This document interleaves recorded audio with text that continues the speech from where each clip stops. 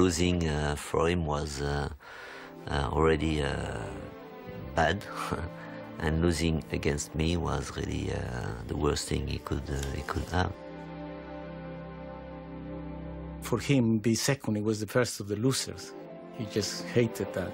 It was nothing for him but winning.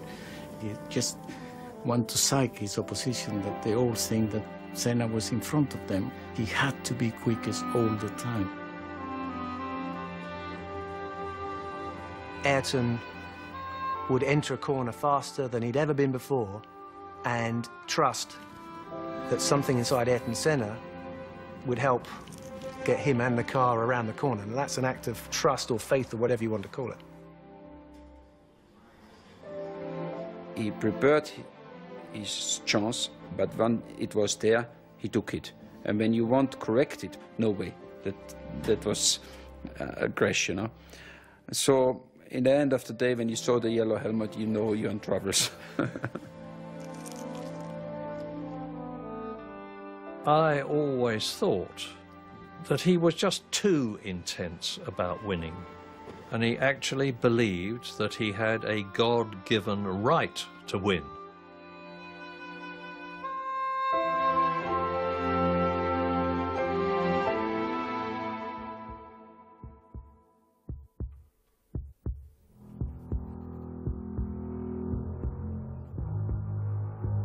You think you have a limit. As soon as you touch this limit, something happens and you suddenly can go a little bit further. With your mind power, your determination, your instinct, and the experience as well, you can fly very high.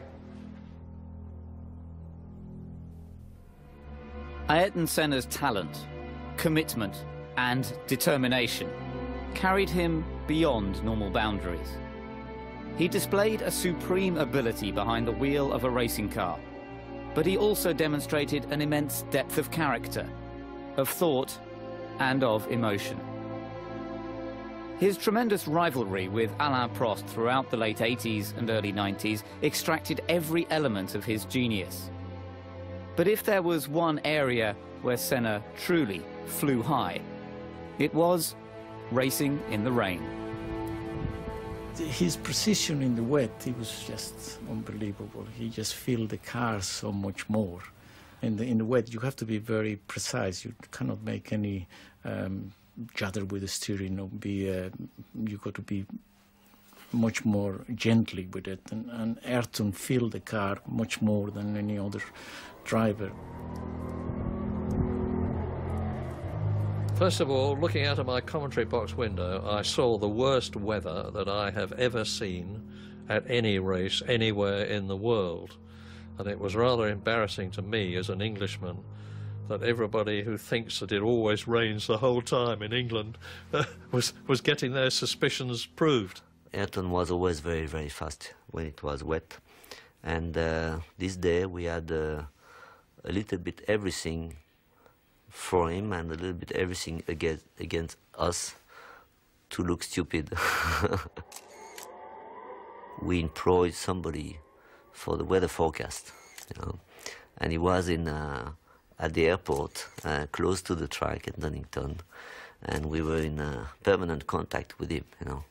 So we started the race, and then he was saying to us, I mean, not to me, not to the engineers, that you know, we had a shower and a big shower, so we had a few spots, and then I stopped for the tires, and then we had just a few stops, and then dry, you know. And then every time he was saying something, it was the opposite. And I had the sad record of 7 times changing tires, but 6 times in the wrong way anyway, you know. He was already pissed off anyway all the year about to having this engine, this Ford engine in his McLaren, because he wants to fight for the championship, and through the numbers he know that he's not going to fight for the championship. So all what he could do is to wait for special circumstance, and then to show everybody again what he can do. And that was a special circumstance. And all what he want to, he puts in his head in the first lap. He's going to come back first, you know, because he's going to make everybody stupid. And that's exactly what he did. It was making me hold my breath. And I was having a job to get my breath at the best of times. You just thought, well, I can't believe it. I can't believe it. It can't stay like this. It's bound to go off. And there he did, kept going and going and going. Nobody knew where anybody was. I remember the spray as he went. When everyone else was cautiously going around thinking, ooh, I better be careful, he just went, go. And he was off. Gone. He was brilliant, but he knew he could do that. I was there, and it's the other end of the pitch to give the trophy away, and I should have still been in hospital till the following Tuesday with heart problem I had. But when I got onto the podium, you'd forgot all about you were ill. You felt 18 years of age.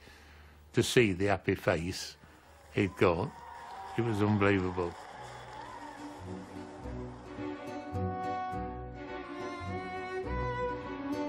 His roots were firmly grounded in the sprawling steel-making city of São Paulo, the industrial heartland of Brazil. Here, amid the energy and bustle of South American commerce, Ayrton developed his talents on the kart track at Interlagos and began a collection of trophies that would become greatly cherished by his close-knit family. O Ayrton sempre foi uma pessoa extremamente determinada. Ele sabia exatamente o que ele queria e ele ia atrás daquilo até conseguir. Ele era extremamente persistente. Quando ele era pequeno, a gente chamava ele de teimoso, porque ele ia assim até o fim, aonde ele queria chegar.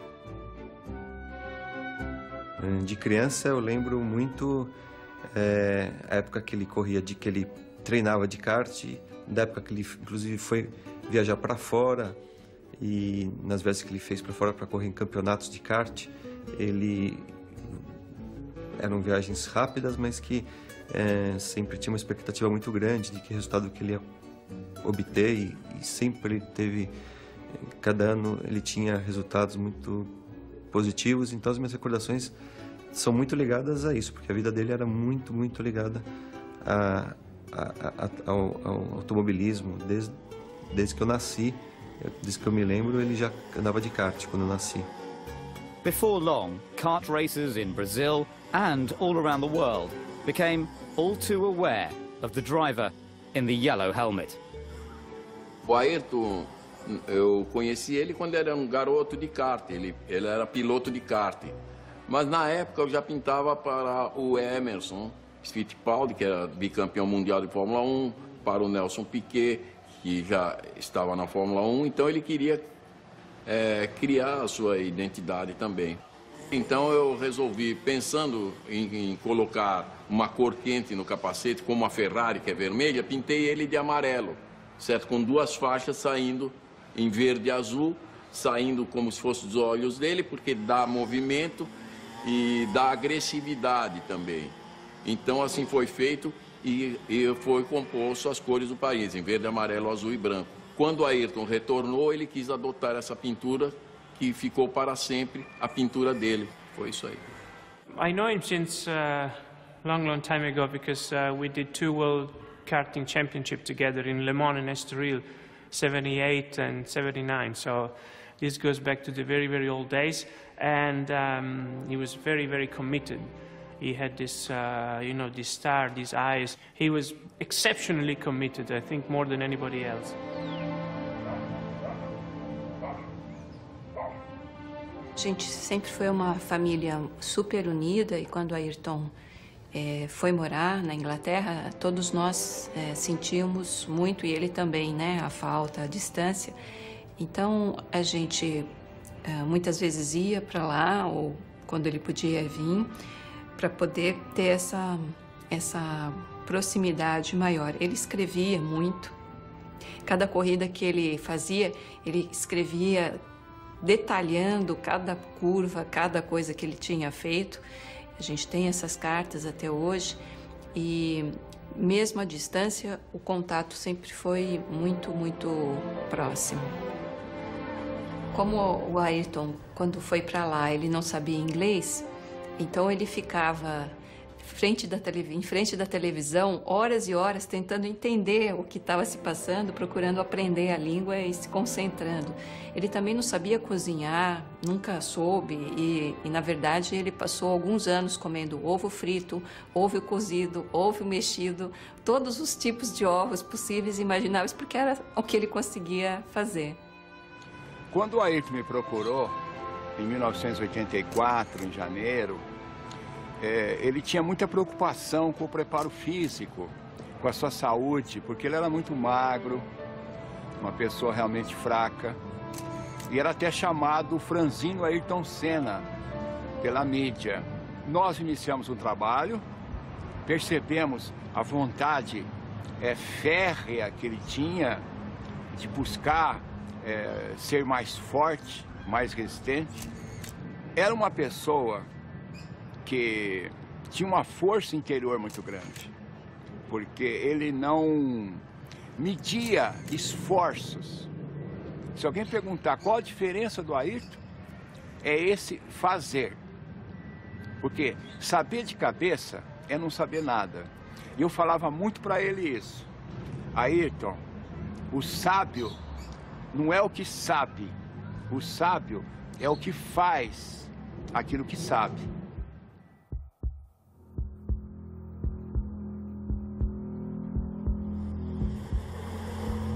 It's not simply a stronger muscle or a better tonus in your muscle, but it's really the power, the strength you get, physically speaking, you know, to your body, but also to your mind. And you only really learn by doing it, I believe. Once I realized that there was something special in there, I really focused and try to learn about myself, because it's basically learning about yourself, learning about your own limitations, learning about your strengths, your qualities, and trying to make, as a whole, a smoother person. I don't remember exactly, but certainly in 1983, I was very much aware of him in Formula 3 in England, and he was very persistent, about winning. He was very good at that already that early in his career, but very persistent about trying to persuade Patrick and myself to let him test of his first drive in a Grand Prix car, in a Formula 1 car. That first drive came at Donington Park in England, at the wheel of the Williams FW08C, the model of car that had taken Keke Rosberg to victory in Monaco earlier the same year. Ayrton turned up, made himself comfortable in the cockpit, remembered all the instructions about what everything was for in the cockpit.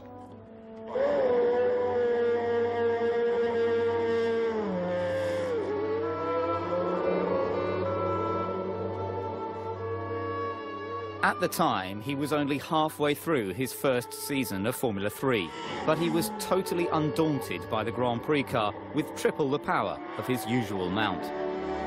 I set off, did what we call an out and a straight back in lap to check over the car mechanically. And then over the next 21 laps, I think it was, he just went off a second quicker than the car had ever been around there. And then said, I think that's all right, I've got enough in my head, got out of the car and went home. So we were quite astonished. In that particular day, it was obvious that his brain was in total control of everything else, was just ahead of the game, clearly belonged in a Grand Prix car. He was born for that, if you like. We weren't ready to put him in the team in '84, partly for contractual obligations to other drivers. And then he went off to Lotus and then to McLaren. So it was quite a long while before we were able to offer him a seat, which was for '94. When he went to Tolman, it was fantastic to see another Brazilian driving. I mean, by instinct, I was always more of a fan of Ayrton than I had with any other Brazilian Formula One. I never had the chance to see Emerson, but I had the chance to see Nelson. With Ayrton, it was different. I felt like you know, he was driving tremendously, and he was going to be a champ. I remember we had a discussion about top drivers like Nelson Piquet or whatever. And I said to Ron and even older people, take the best young guy coming, you know, to get a very strong team is Ayrton. They all said to me, why you want to have Ayrton, you know? So yeah, why not, you know? I mean, it's thinking about the team. So having a teammate like Ayrton was very, very different to all the teammates I had, you know. And also for Formula One, it was really exceptional to have two drivers of this same caliber. When Ayrton came into Formula One, Alain Prost was the top. He was #1, and he was the one that he wanted to catch. He wanted to beat him. And when he started testing with us and racing with us, he was not interested in anybody else in the grid. You know, just Alain, what time did he do? What tires is he using? What rear wing has he got? What springs has he got? He just wanted to know what Alain was doing, and that's the one he wanted to beat. He was a man like no other man I had ever met before. He was almost a mystic. He was very, very, very intense. He was a charismatic personality. He could be absolutely charming, but there was another side to his character. He was absolutely ruthless when he was in the cockpit.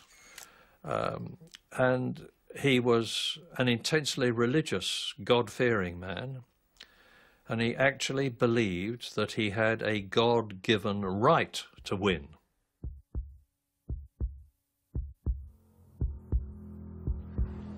The main thing is to be yourself and not allow people to disturb you, to be different because they want you to be different. You gotta be yourself. Many times it's through a mistake due to your own personality or your own character or interference that you get on the way that you learn. And the main thing is to make sure you learn through your mistakes and get better. I believe in the ability of focusing strongly in something, then you're able to extract even more out of it. His whole life was concentration for the race or for the championship. He had no family, no children, nothing, you know, so it looks like he was living only for that. Ma durante le corse la cosa più difficile è quella di tenere la concentrazione, essere sempre concentrati, di non avere problemi che possono distogliere l'attenzione ai problemi reali della corsa, essere preparato tecnicamente e sapere cosa fare nel momento migliore e non fare errori né dal punto di vista tecnico né dal punto di vista umano. In the time of the very sophisticated racing cars we had, with skirts and electronic suspension, and all that, where you have to put the car up on the straights and then lower down before the corner. You have to do so many things on the car. Ovviamente qualsiasi pilota che partecipa ad una manifestazione sportiva automobilistica, a prescindere che sia Formula 1 o altre categorie, è esposta a dei rischi. Questi rischi sono considerati, nessuno corre senza utilizzare la testa, perché un pilota senza la testa non ha futuro. Un pilota senza la testa ha una carriera molto breve, perché farà molti incidenti e si farà sicuramente male. Quindi questa è una categoria dove serve essere veloci, performanti, costanti e intelligenti. As a racing driver, one has to be in tune with your emotions, your body, your mind, your psychology, all these things. So I think Ayrton had those qualities in abundance, and he was questioning. He seemed like a driver who was constantly questioning what it was to be a racing driver. Once he get into the concentrate, he didn't feel anymore any pain, he didn't feel anymore any stress, he didn't feel anymore, he was just in another world. As we all been, a kind of, but his one, he was more intensive, he was a step ahead. There's a state of mind that one is raised to, where it becomes sort of transcendental, And Ayrton spoke about things to do with his concentration when he was in qualifying. He talked about a state of mind that he got into whereby he was there but not really driving the car. And these are things that speak of his level of concentration that he achieved as a racing driver. You had to do these famous qualifying laps. It was something where you was in the box, you watched still the monitor, you watched your competitors, you had to talk with your engineer, how is the wind, how is the sun, how is the asphalt temperature. And then suddenly the engineer told you, now let's go. That let's go means you had to switch a button and to say, okay, and now I have to be fully concentrate and actually getting into another world where everything start to go in slow motion, because when you do quick lap, you try to see everything in slow motion, to do all the fine things right, and it's a kind of a dream. Everyone who followed Formula One recognized that Senna was the master of qualifying. If you go for a corner on qualifying tyres with extra horsepower and you've never had that all weekend, how do you anticipate how fast you can go? How do we know how fast the car is capable? So Ayrton would enter a corner faster than he'd ever been before and trust that something inside Ayrton Senna would help get him and the car around the corner. Now that's an act of trust or faith or whatever you want to call it. He explored his ultimate capabilities more than any driver seems to have done. The thing with him, he was such a good driver that he used to adapt to the car. When he couldn't make the car going quicker, you know, he could make quicker a wheelbar, whatever you give him in his hands, he could make it quicker, because he changed the car and he didn't get it to his liking. Then he adapted to the car. How many times you have a car that is perfect how you like it? When you have a car that is perfect, Alain was unbeatable. Alain Prost was really good when the car suited him, but it suited him just a few times, not always. I was doing all the tests, and in winter I was not testing. I was doing all the tests for him, and to set up the car, I don't think he was the best driver, but driving mentally and getting the pole and being quick on one lap, and he was really the best, you know. So I don't think I learned very much, because it's a little bit easier to learn about the car and the way you can improve the car than the mental way, because you cannot change your mental just like this when you decide it, you know. Fórmula 1 tem uma exigência absurda. Não sei se você sabe, o piloto tem uma frequência média de 180 batimentos por minuto. É uma loucura, com picos de 220, 230. E apesar de ele estar num carro aberto, o calor é muito grande. Então a exigência do piloto é completamente diferente de qualquer esporte. É muito estressante.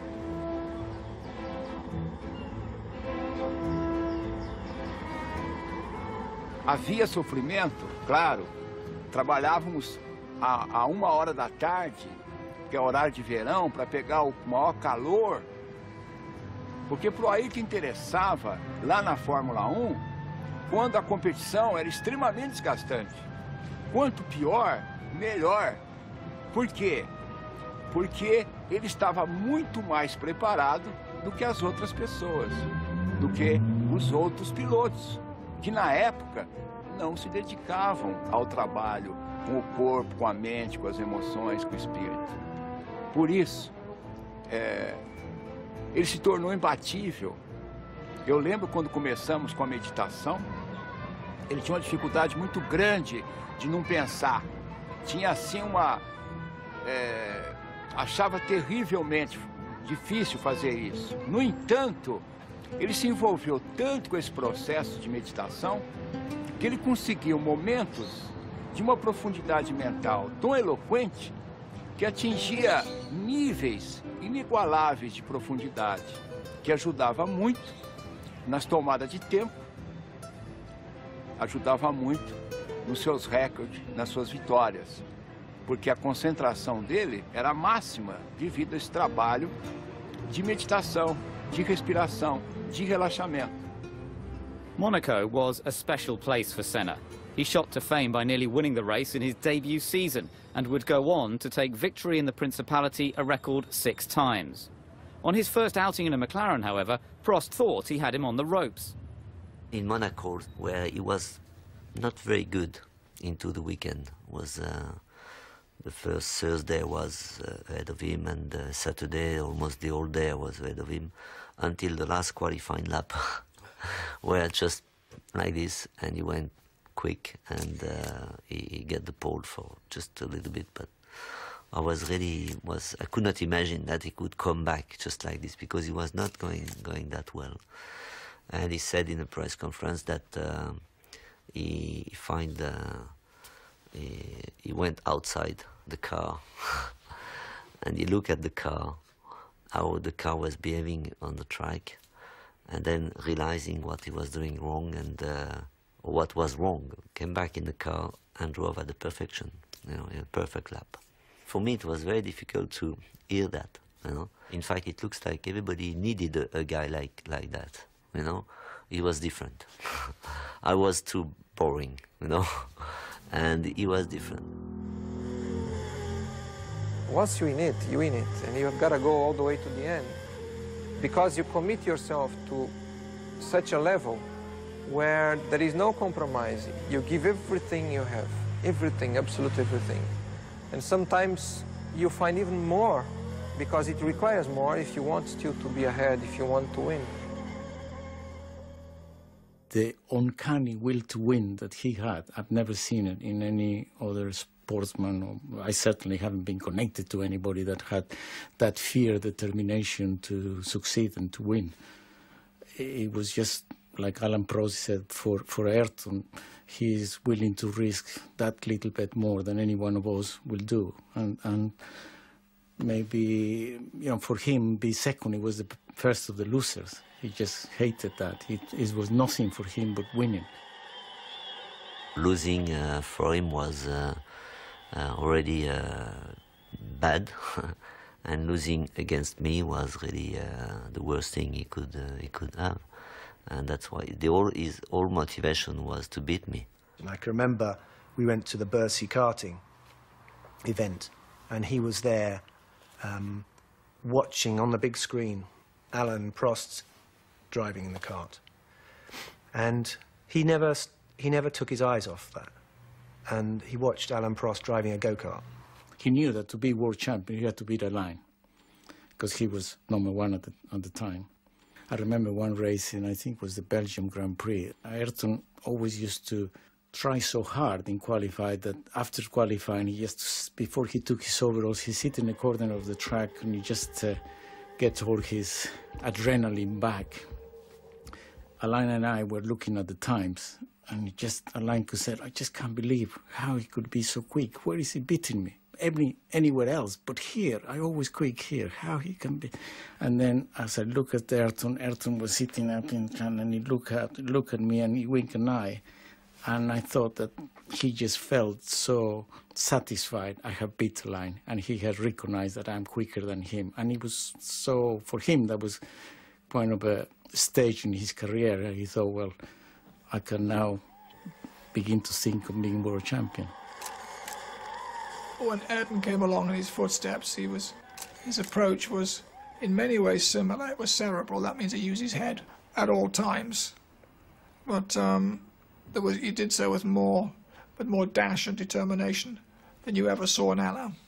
Alain had plenty of determination. He never exposed it. Ayrton, it was all about drive and courage and let's go for it. We'll just leave the rest to me when he was in the car. Formula One drive, all sportsmen are gigantically competitive. They're there to win.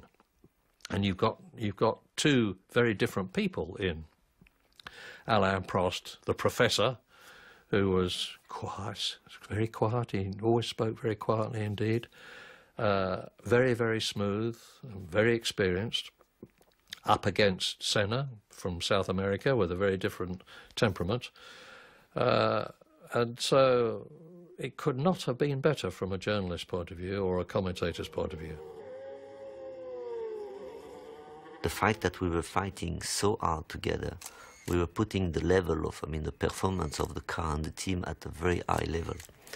And if you're talking about the briefings, we were spending 3, 4, 5 hours into the briefing.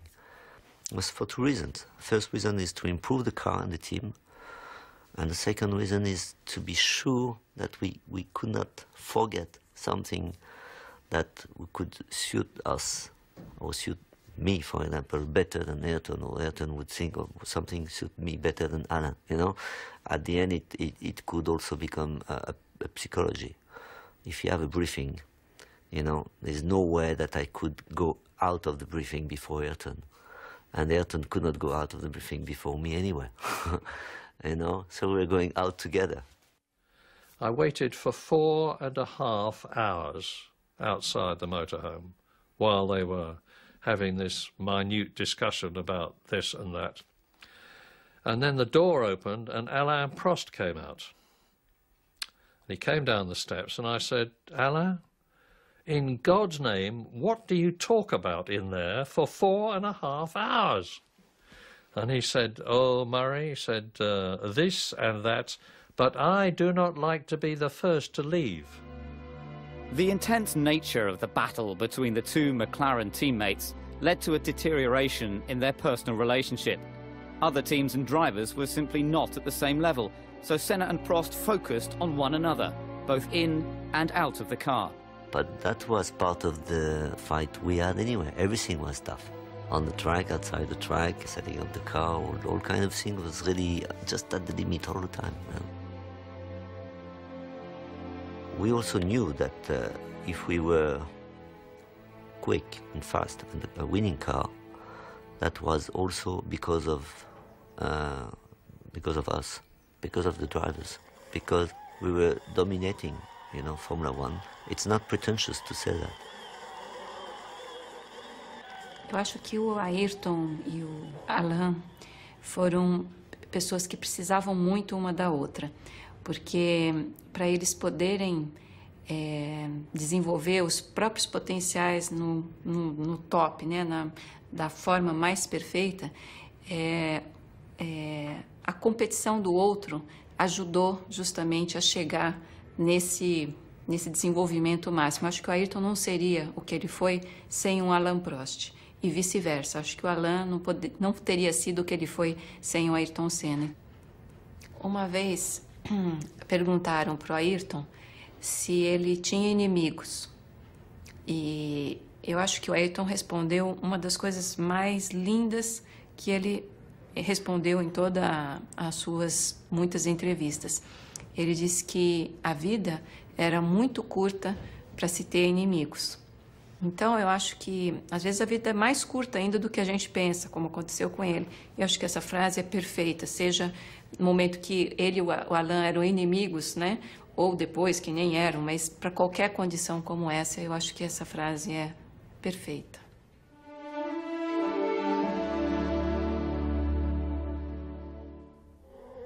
When you are under a lot of pressure, in a critical moment, in a championship or in a particular race, it's the one that can put together the combination between aggressivity and calculating things that will get the best result.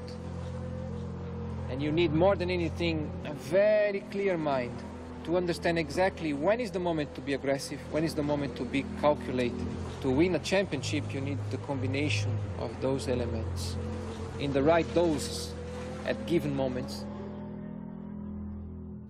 The lifestyle enjoyed by Ayrton was that of the rich and famous. Beautiful houses, lots of toys, and opportunities to relax. But his love of Brazil and for its people was reflected in the way they felt about him. He was idolized by the ordinary men and women in the street, and he's still idolized today. Máximo, pessoa extraordinária, maravilhosa, foi embora muito cedo. você. Vagabundo, meu, é ele. Oh, esse pra nós aqui é o melhor do mundo. Muito legal, muita saudade dele. Faz muita falta pro esporte brasileiro. Representava muita alegria, né? Ao domingo, tinha muita emoção nas grandes corridas dele. Grande piloto, fez muita alegria para nós no Brasil. É difícil ter outro piloto igual o... Ai, que beleza! Pessoas representa tudo pro nosso país. Foi o maior ídolo, a maior glória, foi tudo. Acho que para todos os brasileiros nós é a honra de ter uma foto dessa aqui, observar assim e ter como lembrança, né? Ele para mim ele foi um dos melhores brasileiros do mundo e ele deve ser homenageado por todos porque eu acho que ele foi o melhor, mesmo que ele já tenha ido. Isso aqui representou pra gente os melhores fins de semana aqui do Brasil. Para mim, um ótimo atleta, uma ótima pessoa, um ótimo ser humano e um exemplo de vida. Deu até um nó na garganta quando eu olhei. Isso para mim significa muito, viu? Muita saudade.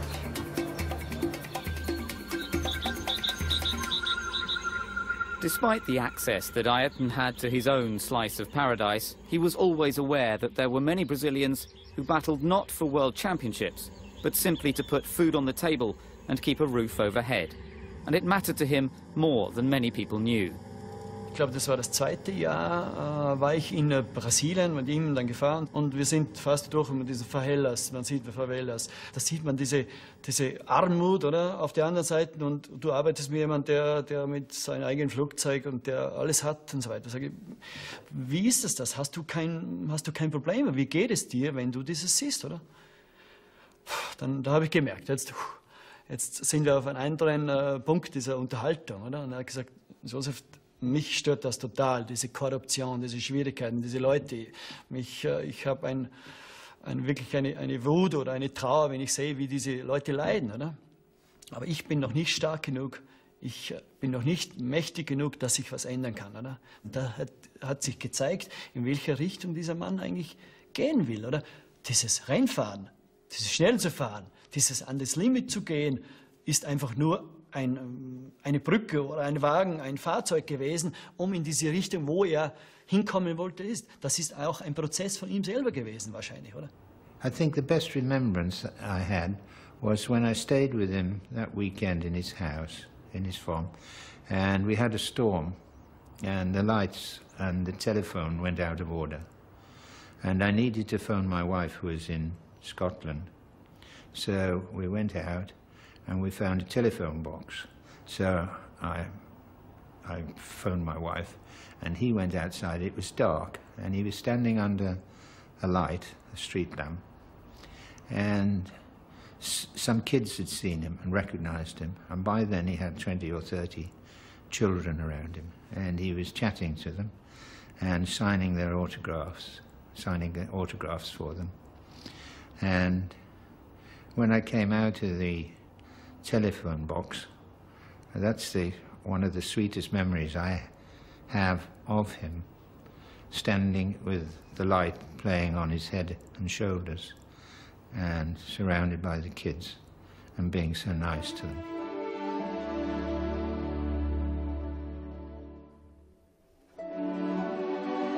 Dois meses antes do acidente, o Ayrton me procurou e disse que ele gostaria de fazer alguma coisa para ajudar crianças e jovens e me pediu para pensar a respeito e a gente voltaria a conversar.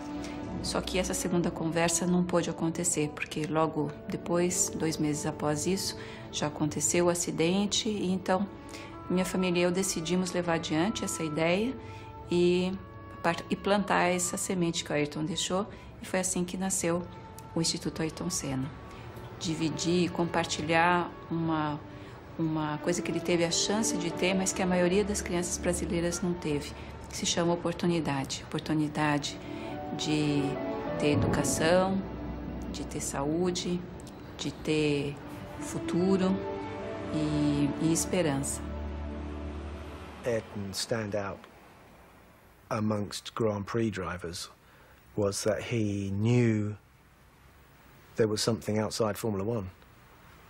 And I think he made that his mission in Formula One to build himself a platform so that he could express how he felt about things to do with humanity, things to do with people. And maybe his approach within Formula One was ruthless sometimes, maybe not humanitarian even, but there's no question that what he felt was a deep empathy with mankind and with the problems in the world. We are made of emotions. We are all looking for emotions, basically. It's only a question of finding the way to experience them. There are many different ways of experiencing emotions.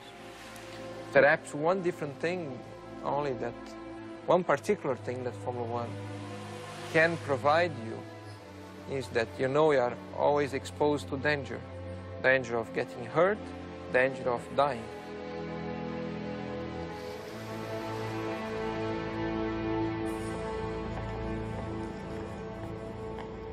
Travel was a major factor in Senna's life.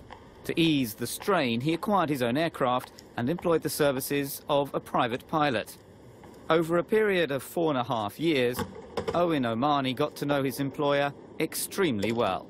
Very often we used to go backwards and forwards to Brazil, and we'd leave Sao Paulo at 10:30 at night, and Ayrton would lay out the bed at the back of the aircraft, go to sleep in his pyjamas, and we'd shut the door. And then first thing, 7 o'clock in the morning, I used to come back to the cabin, wake Ayrton up, and we'd be landing in England at 7:30, 8 o'clock in the morning.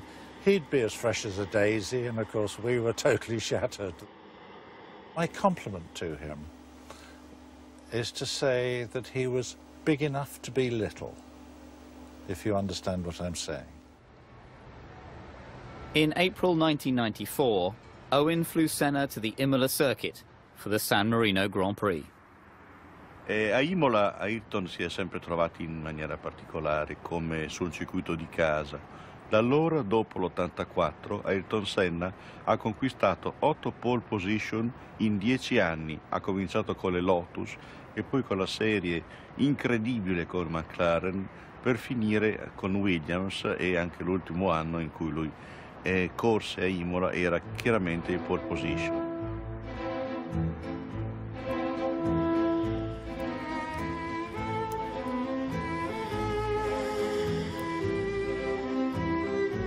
Lui era solito scendere non a Imola città, ma soggiornava a Castel San Pietro, dove c'era un albergo che gli piaceva particolarmente, aveva la pista per l'atterraggio dell'elicottero, era particolarmente chiaro. Era l'Hotel Castello dove lui e la sua squadra risiedevano.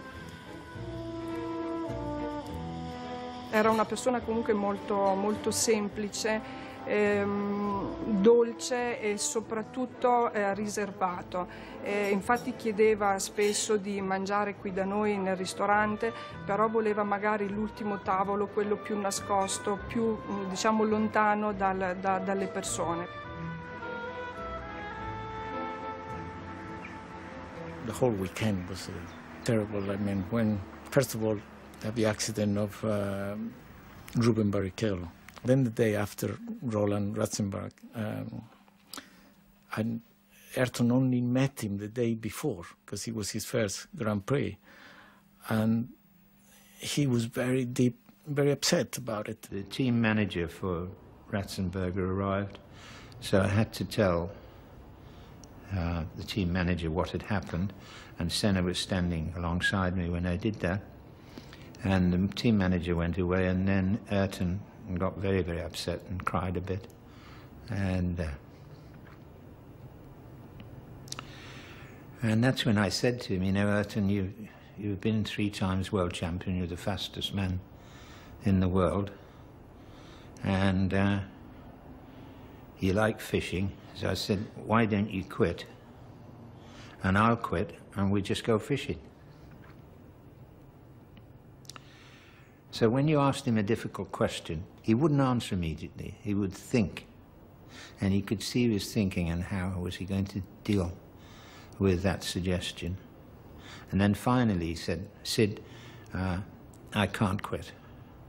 And I suggested to him that he didn't drive the rest of that weekend. And he said, and I've got to drive. I've got to drive tomorrow. He said, there's no way that I can stop driving at the moment.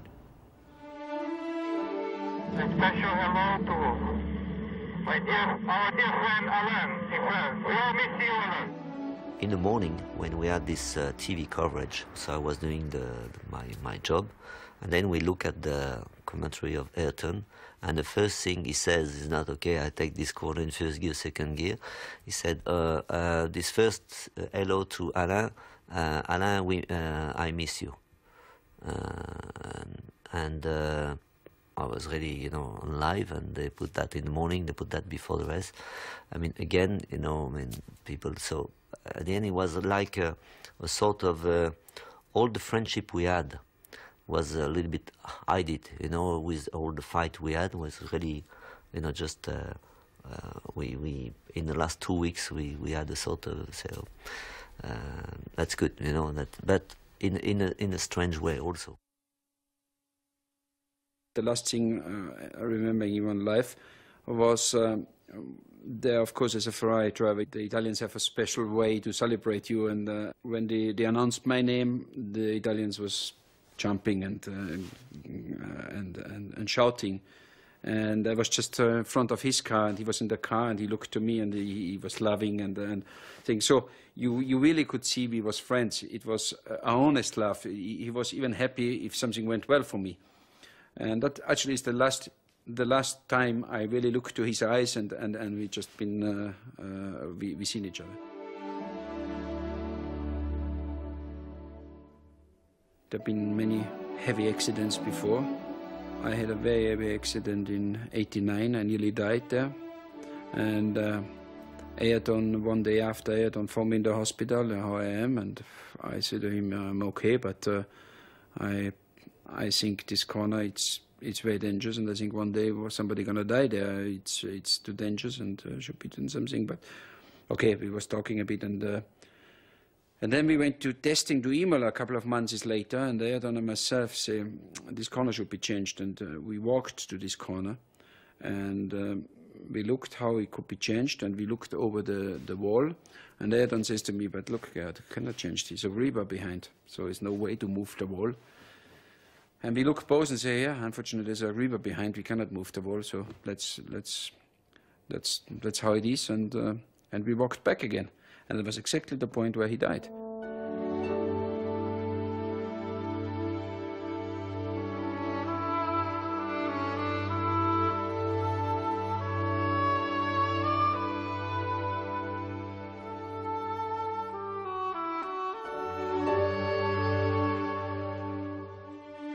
It was the worst day in the history of Formula One, because although many drivers were killed in Formula One before Ayrton Senna, none of them were as famous. None of them were respected and idolized worldwide like Senna was.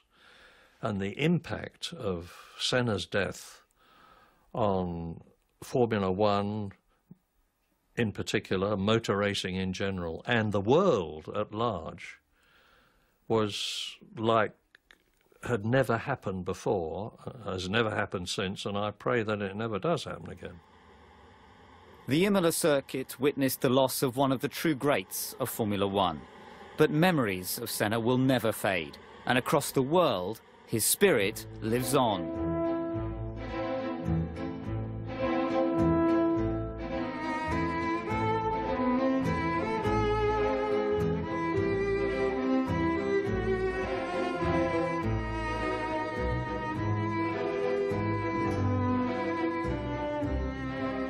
A ideia que eu tenho é que ele está muito próximo. Eu não sei como explicar. Eu sei apenas sentir. E a certeza de que ele está muito próximo, porque nós temos essa coisa com a morte, de que não devemos falar, não devemos pensar. A nossa civilização, ela renuncia à morte. Então, esses 10 anos parece que fica mais profundo, mais intenso, porque vão surgindo coisas no nosso inconsciente, esquecidas da sua meiguice, da sua forma de ser tão simples, que era a coisa que mais me marcou, era o jeito dele, humilde, simples. Uma vez o Ayrton disse que os ricos, as pessoas ricas, não podiam continuar vivendo numa ilha cercada por um mar de miséria, que todos nós respirávamos o mesmo ar. E a gente precisava dar uma oportunidade, ao menos uma oportunidade fundamental para as crianças e jovens. Então, essa é uma visão que o Ayrton tinha, que eu tenho, e nasceu da minha família, como uma educação, com uma educação de valores, que respeita a pessoa do outro e pensa que é importante que todos nós possamos ter oportunidades, dar certo, respeitar as pessoas e ser responsáveis, ser corresponsáveis pelo próprio país. Nesses 10 anos de trabalho, nós estamos completando também 10 anos esse ano, nós atendemos a 3.930.000 crianças e jovens em todo o país. If I did the things I did, it's because I had, first of all, a good opportunity in life to grow properly, to live well, live healthy, learn a lot, and I was led at the key moments to the right direction, I believe.